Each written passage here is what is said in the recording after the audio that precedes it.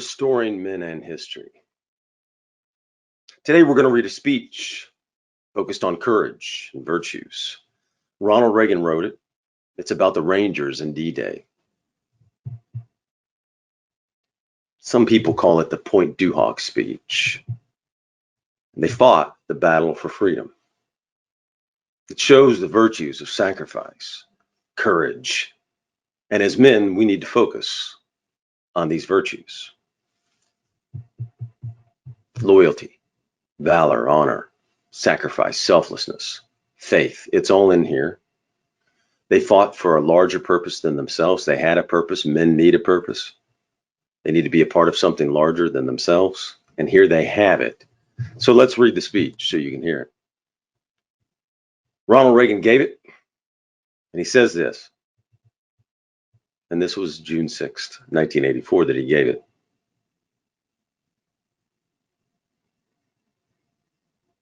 We're here to mark that day in history when the Allied armies joined in battle to reclaim this continent to liberty. For 4 long years, much of Europe had been under a terrible shadow. Free nations had fallen. Jews cried out in camps. Millions cried out in liberation.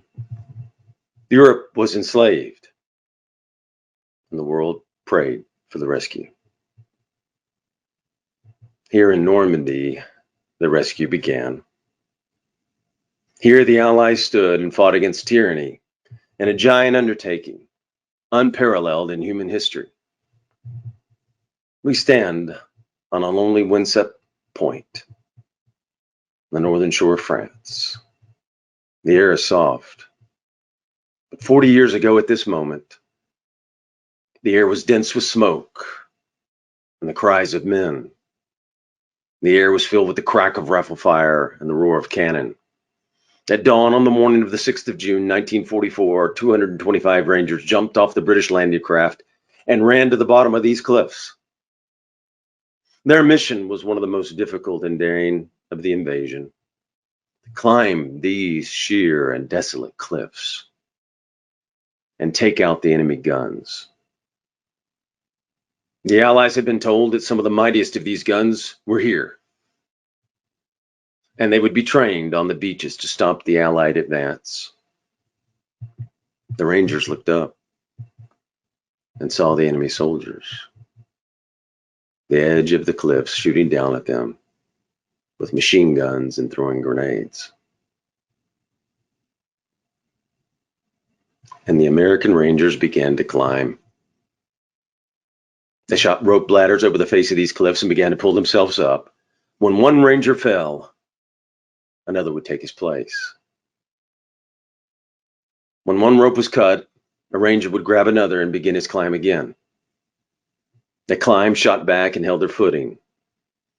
Soon, one by one, the Rangers pulled themselves up over the top, and in seizing the firm land at the top of these cliffs, they began to seize back the continent of Europe. 225 came here. After 2 days of fighting, only 90 could still bear arms. Behind me is a memorial. It symbolizes the Ranger daggers that were thrust into the top of these cliffs.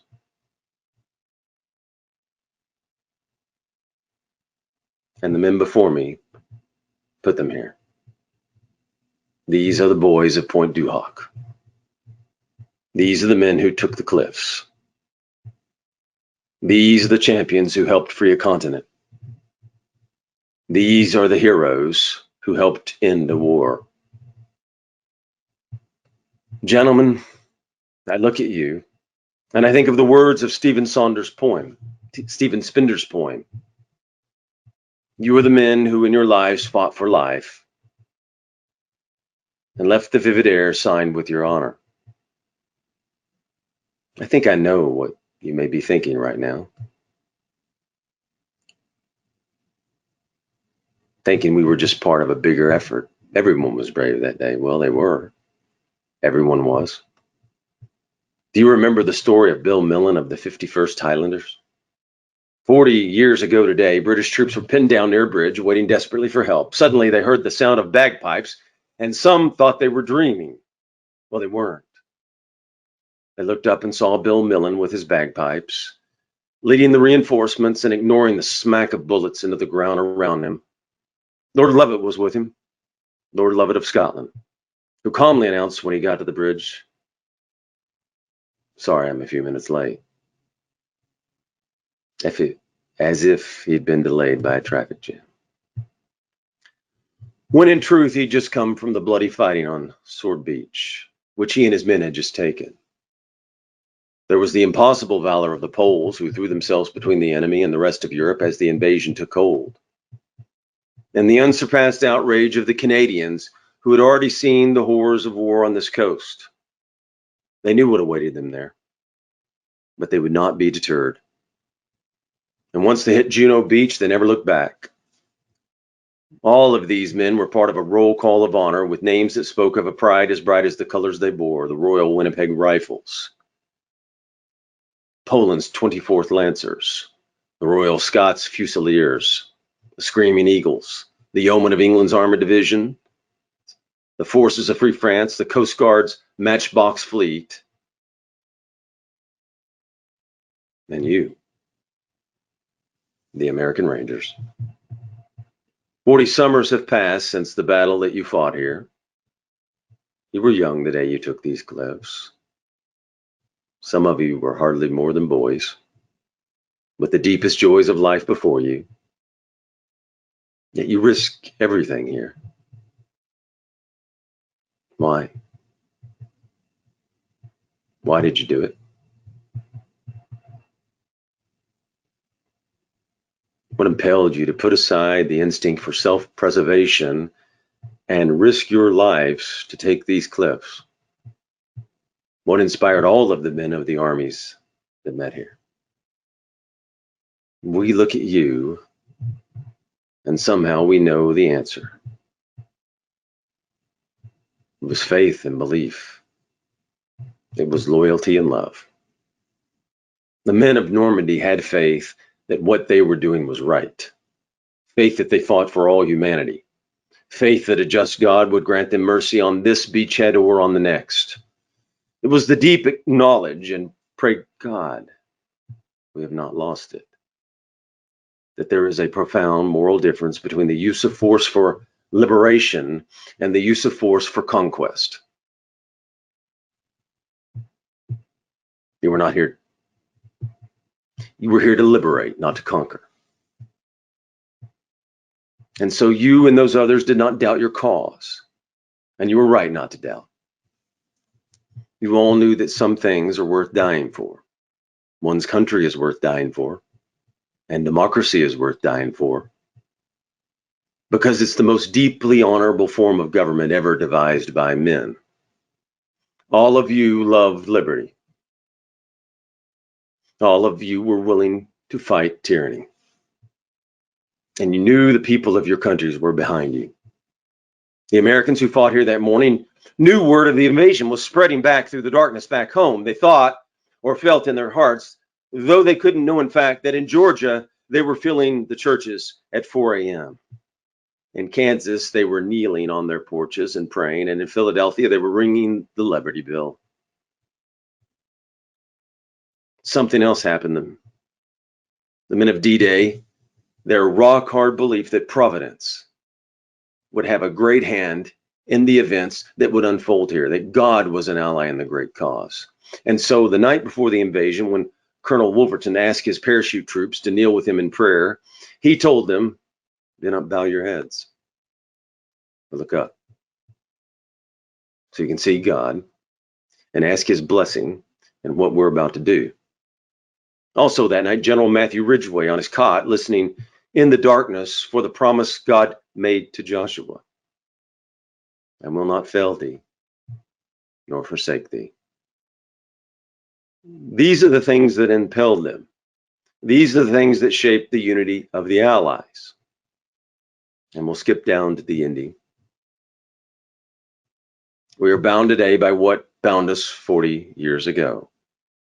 The same loyalties, traditions, and beliefs We're bound by reality.